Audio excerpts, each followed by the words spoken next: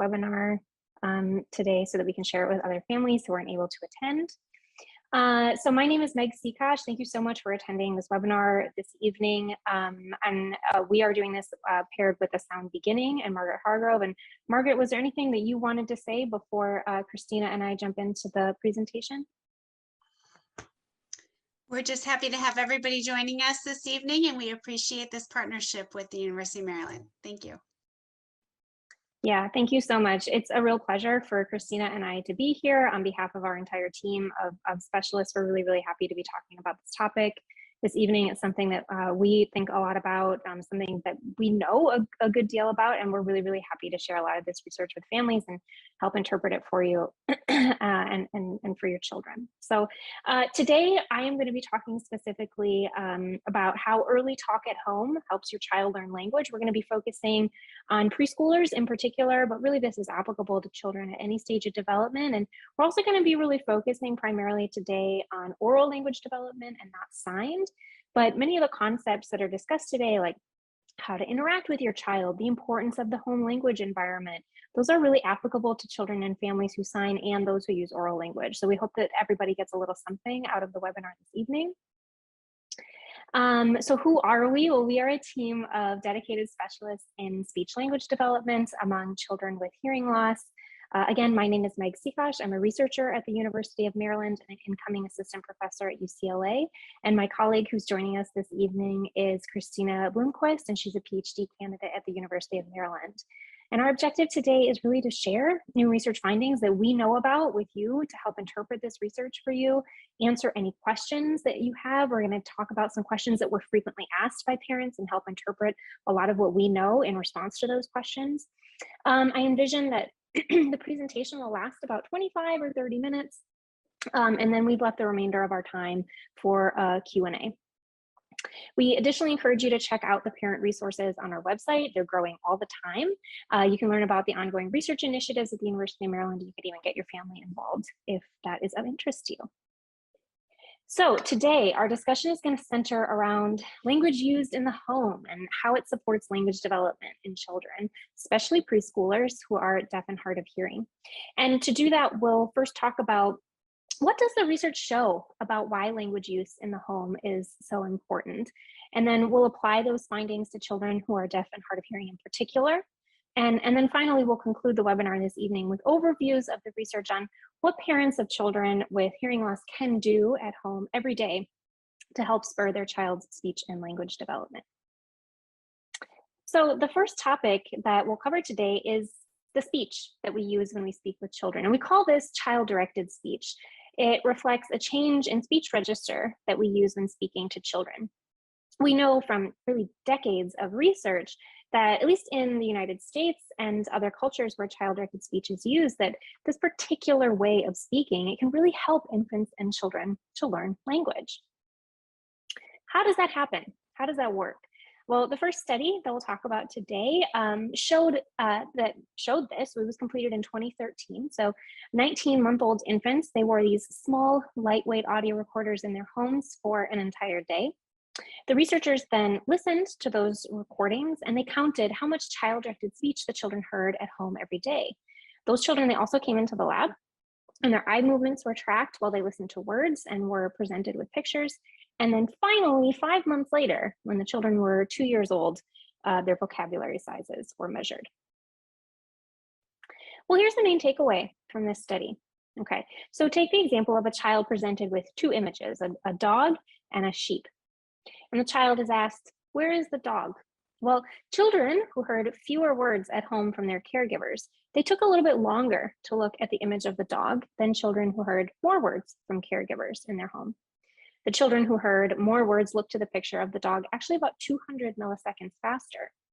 And critically, what the authors conclude about this is that what we call this processing speed, right? The fact that those children were able to look at those pictures a little bit faster, it actually helps explain why children who hear more language from their caregivers go on to grow larger vocabularies, helping them prepare for school. It all has to do with how fast can they process all this language that's coming at them from their caregivers, right? And so this effect of this child-directed speech in the home, it starts really early. Remember, these are 19-month-olds, right? So it starts really early, it starts really young. How else might child-directed speech help children to learn language? Well, in the next study, the researchers again had this time a group of children who were a little bit older wear those small, lightweight audio recorders, and they wore them for 2 entire days on a weekend. Then the researchers listened to the recordings and counted the number of conversational turns, so how often the caregivers and the child would speak to each other. Not too long after that, the children came into the lab and their brain activity was measured this time while they were in an MRI. Well, the researchers found that children who engaged in more of those conversational turns with their caregivers every hour, well, they had stronger verbal scores on language tasks. So on this particular plot, each point is one child. So for example, this child heard approximately 250 conversational turns, 250 times that they went back and forth with their caregiver every hour. And you can see that they had a relatively high language score, actually the highest recorded language score in this sample. But this child down here heard fewer conversational turns, maybe about 90 per hour, and had a correspondingly lower language score. Okay, so this is perhaps not surprising, right? That children who engage in more conversations would have stronger language skills. But more interestingly, the researchers found that those children who heard more conversational turns, well, they had greater Broca's area activation in the brain. This is the part of the brain responsible for language-related tasks.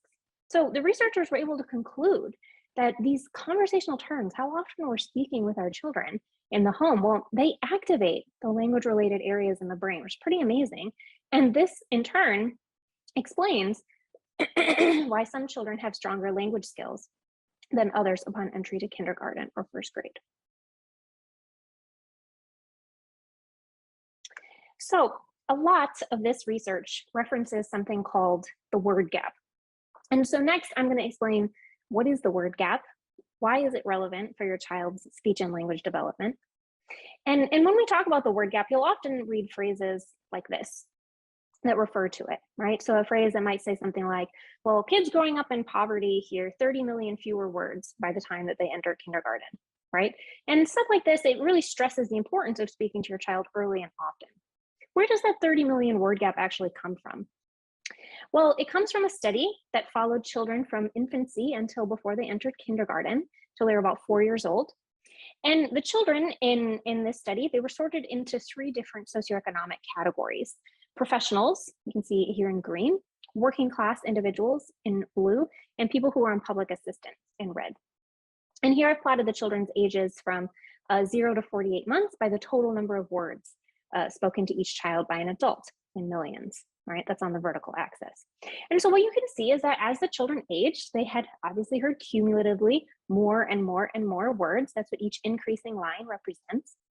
But the children from professional families in green, their total number of words really took off, right?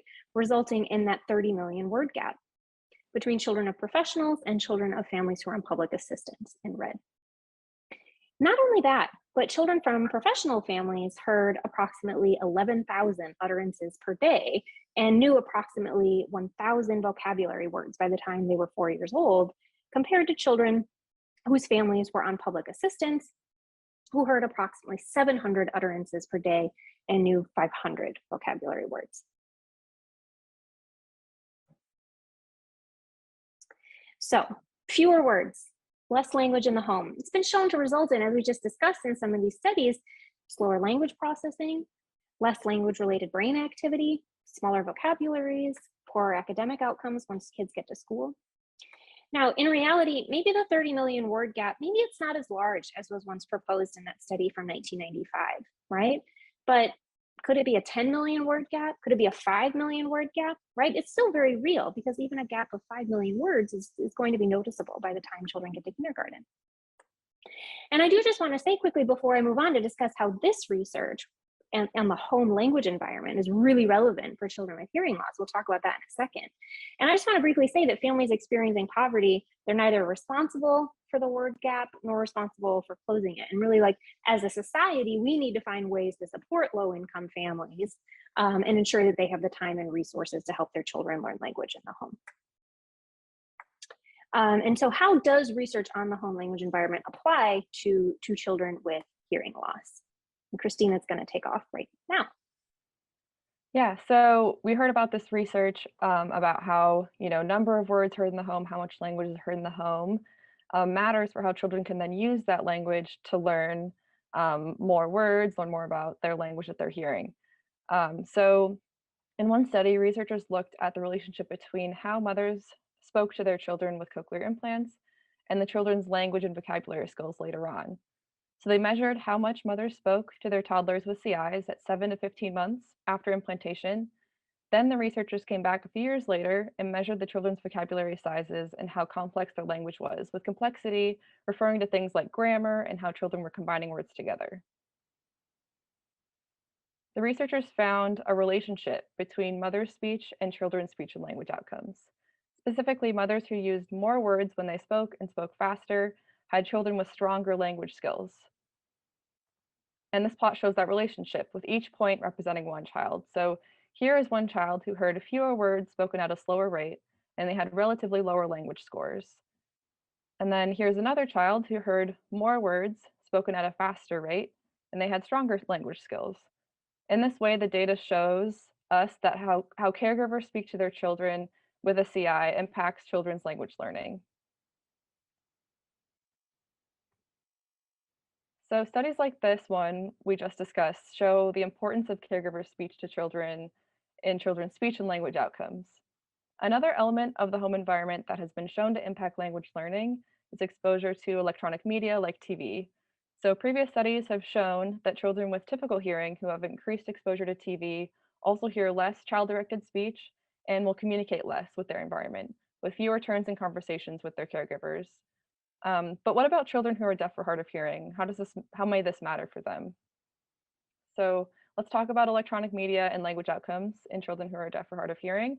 In a new study that was actually just published this year, researchers used these small, lightweight audio recorders to measure aspects of the home language environment of 28 children with varying degrees of hearing loss, aged 5 to 42 months.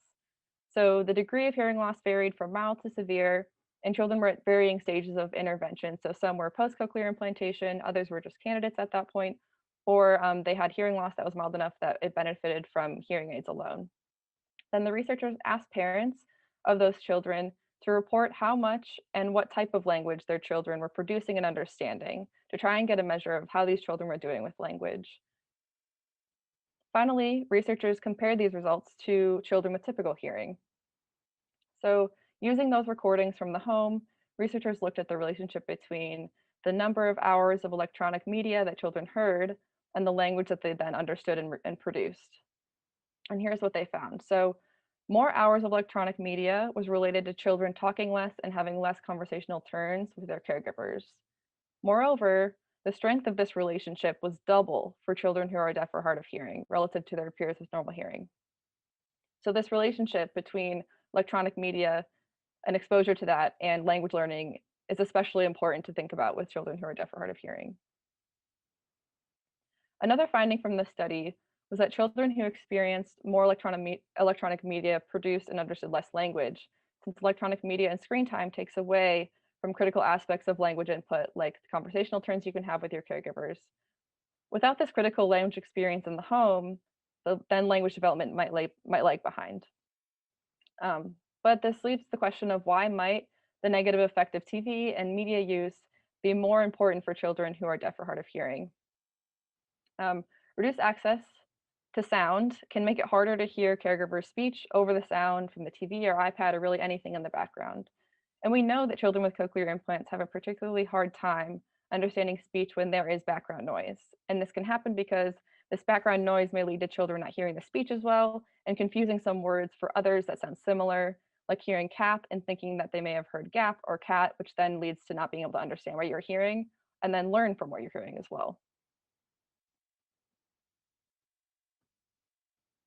Thank you, Christina. So this isn't to say that screen time is all bad. Sometimes, of course, as parents, we need screen time so that we can care for another child, so that we can distract our child so that they can put their hearing aids on, or so that we can cook dinner. But when it's possible, try to incorporate conversations into screen time or point out new objects that appear in the TV program when it's convenient and feasible for you to do so.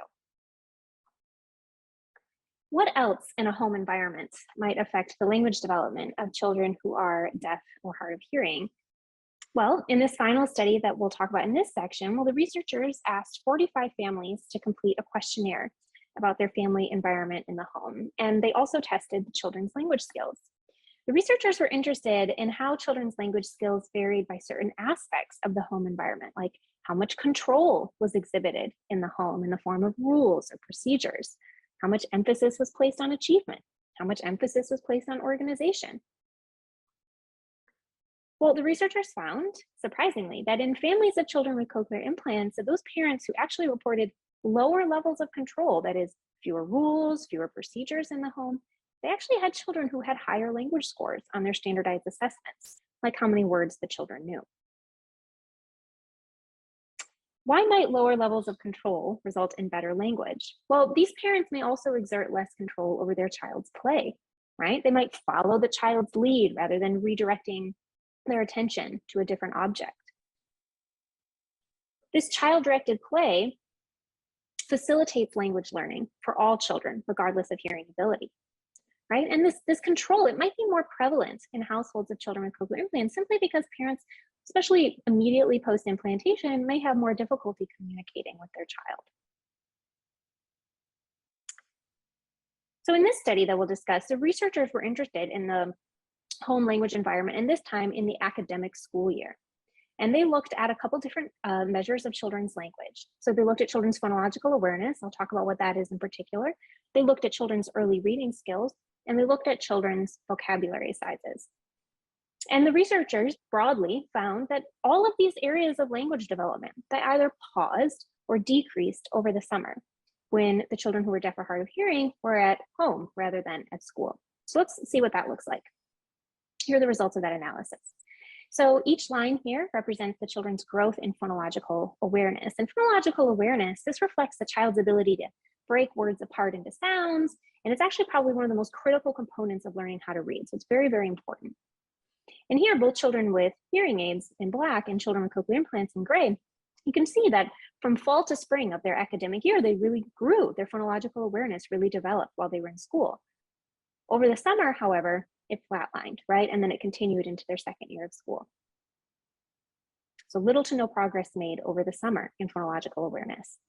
Similar results were found for early reading skills for literacy.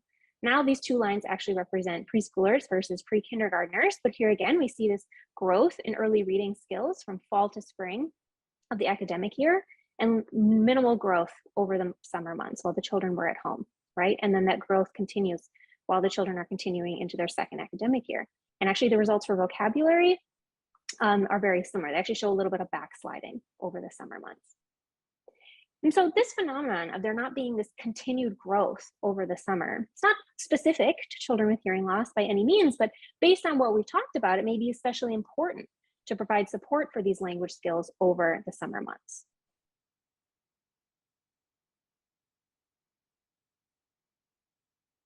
Okay, so with all of this information about why the home language environment is important and what seems to predict speech and language development among children with hearing loss, you as a parent, you might be wondering, well, what can I do to support language learning in my home for my child to help them communicate, to help them get ready for kindergarten, to help develop those pre-literacy skills? So that's what we'll talk about in this section. One thing you can do is think about the language that you use. It doesn't mean that you need to change the way you speak. Being a parent is already difficult enough, but just consider why some types of language are more helpful for children to learn language than other types of language. We call these types of language facilitative language techniques. So first of all, remember that any language or conversation is better than none, but some language is just especially helpful for language learning among children with hearing loss. So let's consider two types of these facilitative language techniques. One is low level and one is high level. Low level facilitative language techniques include things like comments made to your child, closed-ended questions, imitating things that your child says. I'm going to go over each of these in turn. High level facilitative language techniques include parallel talk with your child. Again, I'll explain what that is in a second. Open-ended questions and expansions upon what your child said. So let's look at some examples of these types of language. So one low-level technique is comments. These include things like responding to your child noticing a bee. So your child might say, I see bee. And you might respond by saying, yeah, or A high-level technique in response to your child noticing a bee might be to say, yeah, the bee is flying to a flower.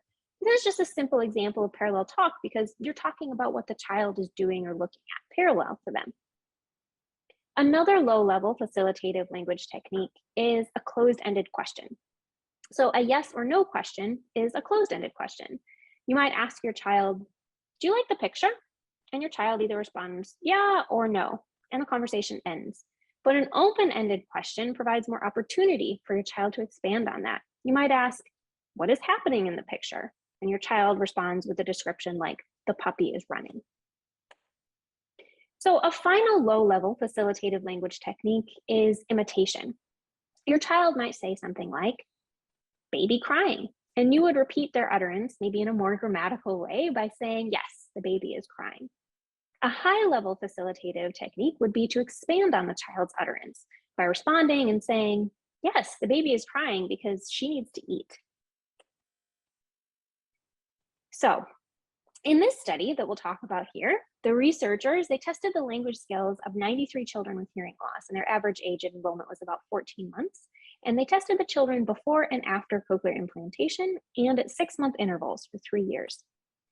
And what the researchers did is they videotaped interactions between the parents and children, right? And they measured the percentage of low level and the percentage of high level facilitative language techniques that were used.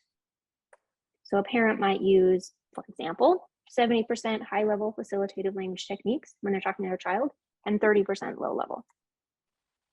Well, it turns out that when parents use more of these high-level facilitative language techniques, well, these children with cochlear implants, they had better expressive language skills post-implantation. So more high-level facilitative language techniques, expansion, parallel talk, open-ended questions, it resulted in stronger language outcomes among these children with cochlear implants. And now I'll pass this on to Christina. So you may be wondering, or sometimes we'll get a question like, shouldn't I be matching my child's language when I speak to them so I know that they can understand me? And this is a really good question. So in this final study that I'll talk about, researchers found that parents of children with hearing loss who use hearing aids or cochlear implants tended to oversimplify their language and use more directing utterances. So kind of telling them, what to do, those kinds of things.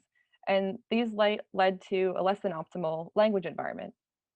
So researchers watched caregiver-child interactions for children with hearing loss and children with typical hearing when the child was 18 months old, and then again when the children were 3 years old. And the researchers also tested the children's language skills at both of these time points. The researchers looked for directing utterances in the parent's speech to their child, like when a parent would direct a child's attention or behavior by saying something like, look over there. They also looked for conversational utterances, like when a caregiver started a conversation by saying, what do you see over there? So more like open-ended question type of things. So children whose parents used more conversational utterances and fewer directing utterances when they were 18 months old, these children then showed higher language test scores at 3 years old. So these conversational utterances, as opposed to directing ones, really seem to support these preschoolers' language development. So the study also found that children with hearing loss heard more directing utterances, fewer total words, and shorter utterances compared to the language input of children with typical hearing. So why might this be? Well, children with hearing loss often have delayed language skills compared to their typical hearing peers, and their parents often try to match that skill level so their child can understand them. However, simplifying language input may not support language learning as well as more complex interactive language input. So in response to the question of should parents match their language to their child's language ability to make sure they understand, the answer is not necessarily. Some simplification can be helpful, obviously, when talking to any child, but it's good to try to use more complex language with your child because more complex language input provides more opportunities for learning those higher level language skills. And facilitative language techniques can be a useful tool for meeting your child at their level while also adding to it and enriching their language environment.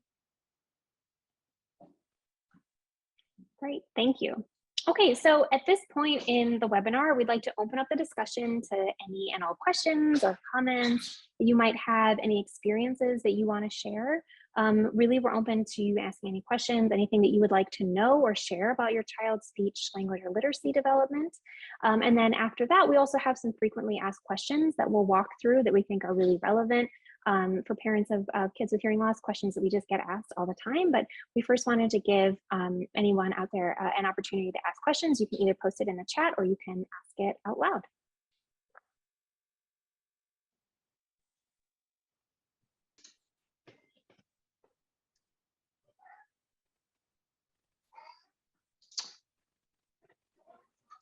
Hi, good evening, Meg. Hi, how are you? I'm good, thank you. How are you? Good. Well, thank you. I mean, this was, this was a great presentation. As a parent, I learned so many things.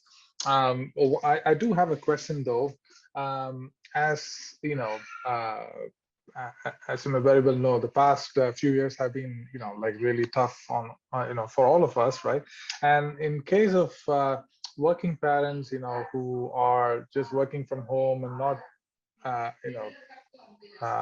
who haven't been able to send their kids to, daycare or school. Have you seen any data related to, I mean, regarding ages, like, and do you have any age group wise data? Where I'm going with this question is this, like, in our case, like our daughter, she's turning 4 next month, and we, we've been doing our best, trying to talk to her, engage with her during the day, but it's been really difficult.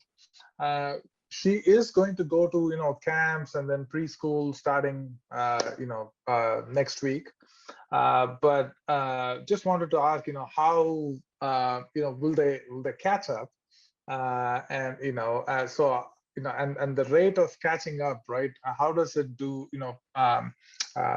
Does it, I think it'll plateau after a certain age, right? So that's what I wanted to ask.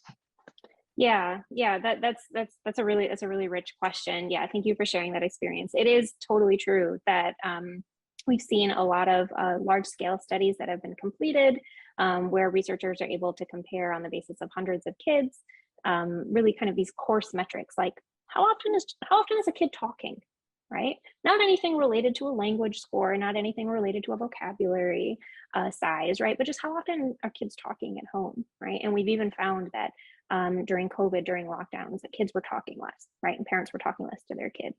And we know that there are clear mental health reasons behind that. There are financial reasons behind that. We know that there are clear effects of, for example, financial instability on the language that kids hear in the home.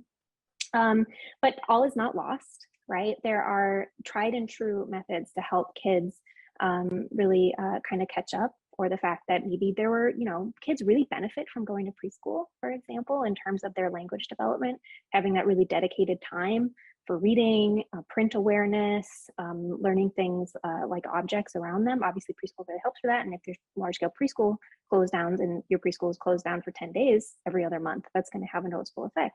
But we know that there are tried and true methods like the ones that we were talking about here that can really help kids catch up. And certainly the age of your daughter turning 4 next month, like certainly within that realm, right?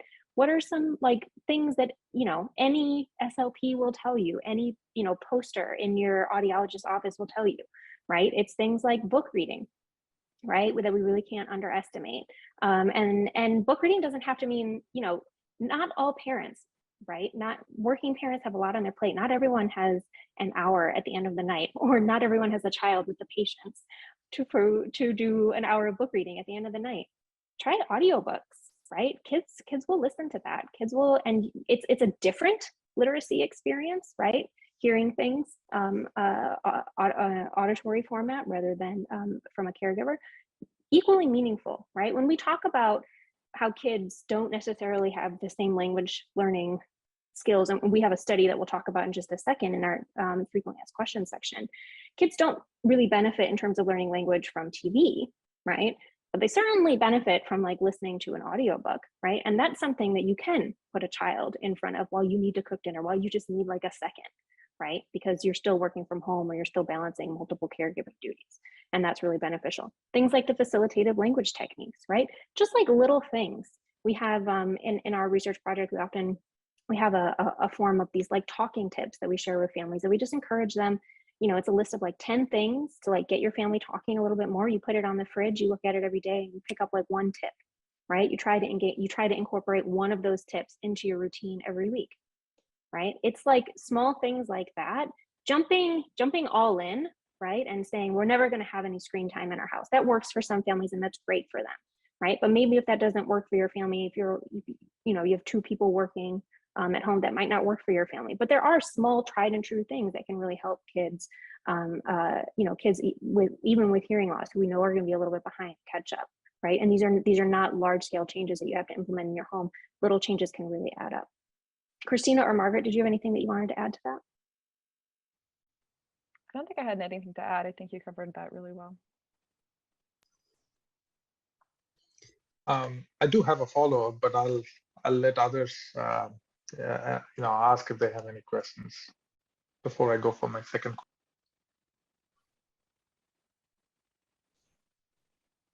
And feel free to ask questions in the chat as well. Sometimes I get nervous about asking questions in Zoom meetings, so. Well, I'll go with my follow-up then. Going back to the slide where you were sharing the correlation, the scatter plot, right? There was this one plot high above, right, which was referring to a kid who was getting a lot of language versus. Is this like a long-term study? Like, would you be studying how much time the kid, like somewhere close to the x-axis would take to get to that point? This is more about your study itself. Mm-hmm. So some of those studies are longitudinal, right? In which case all the points on the plot would be a single child and we'd be following that child over time. All of the studies that we talked about here today, all the scatter plots were individual differences studies, meaning that each point was a different child. Now, they could still be longitudinal, right? They could still be like, for example, in the first study we were talking about how fast children process language coming at them, right? That was the sheep and the dog, right? And kids who heard more language in their home were able to process language a little bit faster. That was longitudinal, right? Kids came in at 19 months. We measured, and not I wasn't part of the team, but that particular research team measured how much language the children were hearing in their homes. And then 5 months later, they measured the kids' vocabulary sizes, right? So that's longitudinal, but it's a different research setup. Yeah. Thank you. Yep. I was just gonna build on your comment about speaking at a little bit higher level than your child is speaking at. I found that to be just a wonderful tip for parents, because it's just so important that we're exposing them to new words and new language concepts. And sometimes we tend to use the words and concepts we know the child already understands, and we're not introducing new ones. So I love that you brought that up. And I often think about that with books too. Just because a child is still learning to name nouns, we don't have to stay with simple little picture books with just a single object on each page, but we want to introduce some storybooks and stay a little bit ahead of our children, again, even with book reading. So I love that idea. Yeah, and remember, if you're reading Tommy DePaula to your 3-year-old, they're probably not going to sit through the whole thing. And if they do, congrats, you have a very patient 3-year-old, right? Okay, so you get through half of Strega Nona. That's fine. Right? Like, it's okay to not finish a book, right? But that's really pushing a 3-year-old's vocabulary to be reading a book at that level, right? And it, like Margaret said, it is really important to be introducing new words that a child doesn't know, new grammatical structures, right, that a child doesn't know. The baby board books are great and they have a purpose, but they also have a very, for example, very pretty minimalistic syntax, right? The way that words are formed together. You move up into more advanced picture books, you're getting words that have compound phrases in them, right? Things they're using, conjunctions like and or but, right? And those are scaffolding children's language skills in addition to their vocabulary as well.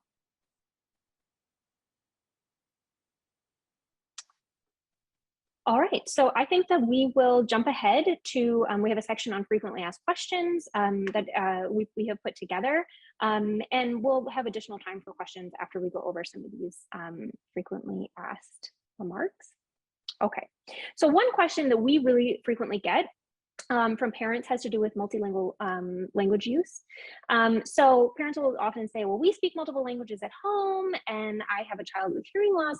You know, I know if for a child with typical hearing, maybe I should be using 2 languages, but what about for my child with hearing loss, right? What about my child got their cochlear implant when they were 14 months old? Should I really be sticking and to make sure that my child has the language outcome that we want in our home? Should I be sticking to using just one language? Well, just remember, as we have really talked about again and again today, that the more language you use in your home is really the better. And overall, the best language or languages to use are the ones that you are the most comfortable in, right? And that you can use in a variety of ways. So that could be speaking, but also singing, lullabies, reading, right? And so different languages you can use in different registers. Maybe you have a lullaby that you know in a different language, and that's perfect. That's a perfect thing to introduce. That's totally fine, right? It is important to remember that multilingual children can take longer to reach speech language milestones. Why is this? Simple reason, okay? Kids learn language from the world around them, from the caregiver language that's used in the world around them. For a monolingual child, what does that look like? It looks like this, right? All of their input is in this one language. What does it look like for a multilingual child? It looks like this. They're getting half of their input in one language and half in the other, right? So it's gonna might not take them twice as long. And actually, it certainly doesn't take them twice as long, right? But they have a harder task because they're learning language from just fewer data spoken around them, less language spoken around them. Right? Ultimately, we know that multilingual children do catch up to monolingual kids. It just takes them a little longer, right? And then they have the very valuable skill of being fluent in more than one language. So even though some multilingual children or multimodal children might appear to be behind at an earlier stage when they're 2.5 or 3 years old, they do eventually catch up, and then they can, of course, use those 2 languages or those 2 modalities. So another question that we're frequently asked is, what is the difference between American Sign Language and Home Sign, right? Or any, British Sign Language, Canadian French Sign Language, what have you. So American Sign Language is like any sign language. It's a full language. It has grammatical rules. Some of those rules are different than English. And so we say that American Sign Language, it's not just signed English. Children with hearing loss who are born to hearing parents, they lack access to a usable language model, right? They have the skills to learn language, but no language to learn. And in these cases, the children and their families, they may develop something called home sign or baby sign systems. And these can be family-specific sign systems. So often a child will use home signs derived from co-speech gestures, the way I'm, for example, gesturing with my speech right now. Right, the gestures that parents use when they speak orally. But home sign, that's not a complete linguistic system, the way American Sign Language is. It can't replace American Sign Language. So by developing a home sign or a baby sign system, a child may be missing out on some of those really, really important grammatical components that they would be learning in American Sign Language, right? Which in American Sign Language, of course, which is the equivalent of any oral language.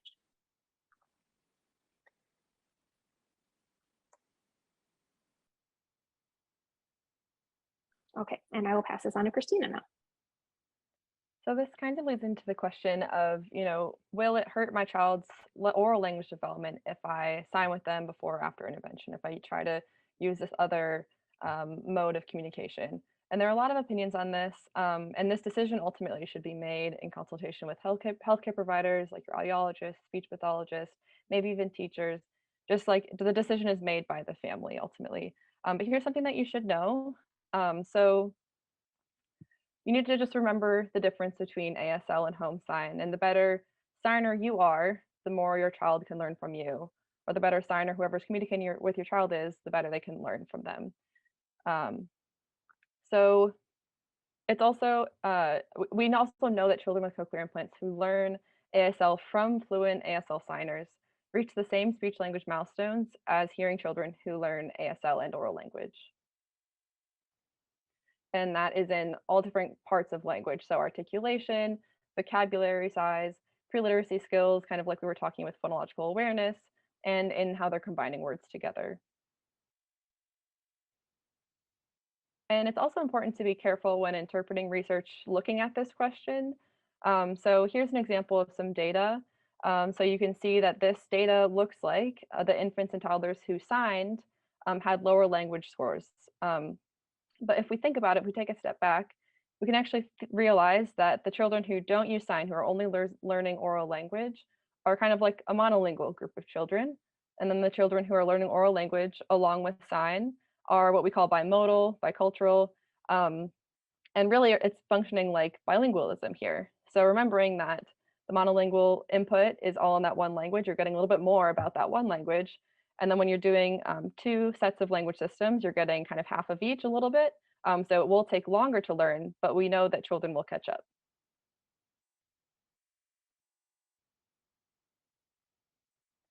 And another question that has been really relevant in the past few years is about masks. So do masks impede children's speech language development, children who are deaf or hard of hearing? And the answer is no. Children adapt to make use of all kinds of cues that they can use for understanding speech. So one of those things can be visual cues from when you see the person's face or mouth.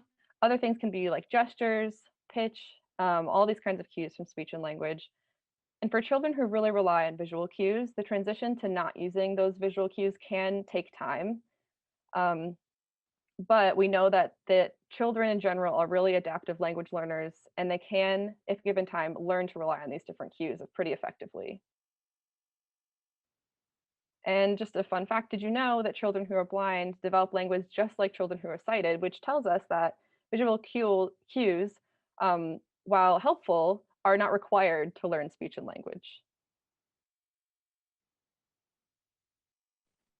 Okay, so as promised, we did talk about whether we would talk about a question that we're very, very frequently asked, which is, can children learn speech and language from a TV program or something on YouTube or something they're playing on their iPad? And really the overarching response to this, and we'll go over one of these studies in detail in a second, is that children really need rich social interaction to learn language, right? And they just can't achieve this through a TV or a YouTube program. So let's talk about that. So in this study, 10 to 12-month-old English learning infants, they listen to stories live from a caregiver, like in this picture, either in English or Mandarin. And those infants, and again, these are kids exposed to English at home, only learning English. And those who just listened to the Mandarin stories, well, they learned Mandarin sounds, right? But those who listened to just English stories obviously didn't learn the Mandarin sounds. But more interestingly, in the same study, another group of 10 to 12-month-old infants listened to the same Mandarin stories, but without a caretaker, right? So they listened to the stories either over speakers or they watched a speaker on a screen tell the story. And neither those who listened over speakers nor those who watched over TV learned the Mandarin sounds. Same story, but no caretaker, and they didn't learn the sounds. So can children learn speech and language from a TV program? Not really, right? Again, kids need that rich, that interaction. They need to interact with you, right? And they just can't achieve this through TV or YouTube. And so we just want to say that, as we've talked about at length today, these researchers, they get these measures from these recordings that families make in their homes. And this is why it's really important, of course, to research and to understand what goes on in the home. I hope that we've demonstrated that today, right? Because it tells us why language experience in the home, why is it so important, right? What happens over the summer months when we're at home? What can we be doing to spur language growth in the home? What are like small things that we as parents can do on a daily basis to help spur our children's speech and language development?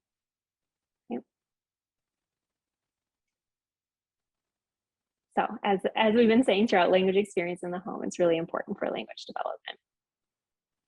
All right, so that is our conclusion for today. We will be more than happy to take any questions that you have. And of course, this is our contact information. We are more than happy to respond to your emails with inquiries if you think of questions later, and we'll leave some time for questions afterwards.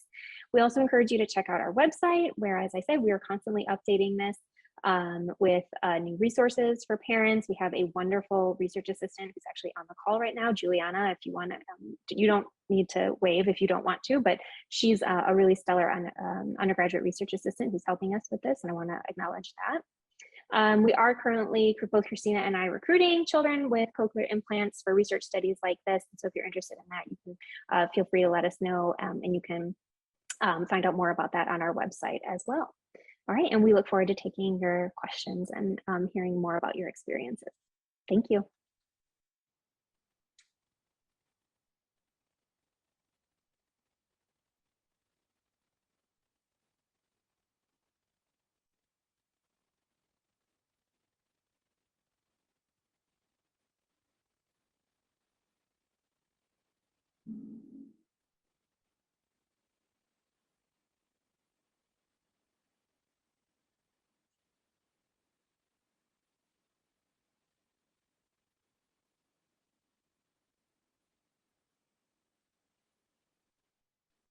Was there anything you wanted to add, Margaret?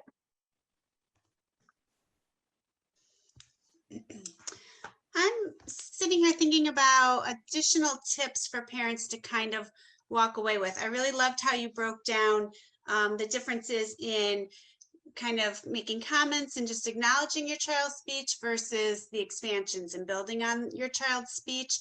And I'm kind of thinking of some of our children who are kind of still at that one word level, maybe just starting to put 2 words together, and kind of helping parents to have a more of a sense of how they can do that in everyday conversations.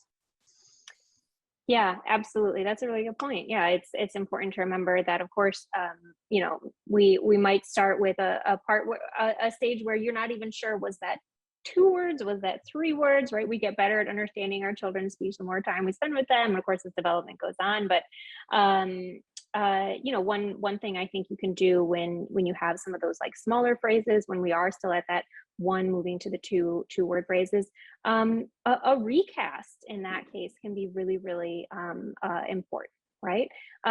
Kids know that they are not pronouncing words correctly. And you know this because if you pronounce, I'm sure that anyone with a toddler has noticed this, if you pronounce a word incorrectly, right? If you pronounce it with the same type of substitution that your child uses, right? Your child will tell you that you said it wrong. So they're very aware that they're not saying things correctly. And so you can reinforce that kind of pronunciation. You're basically providing a model for them. Remember that they learned those words from you, right? And so if they say big goggy instead of big doggy, for example, right? You can reinforce even a small sentence like that with the pronunciation and say, yeah, big doggy, right? And reinforce that correct pronunciation for them. So that's one way I think to really get language going, even when you are at that, you know, 18 to for a typical development, 18 to 24 months when you're in that 1 to 2 word stage. Great, yes.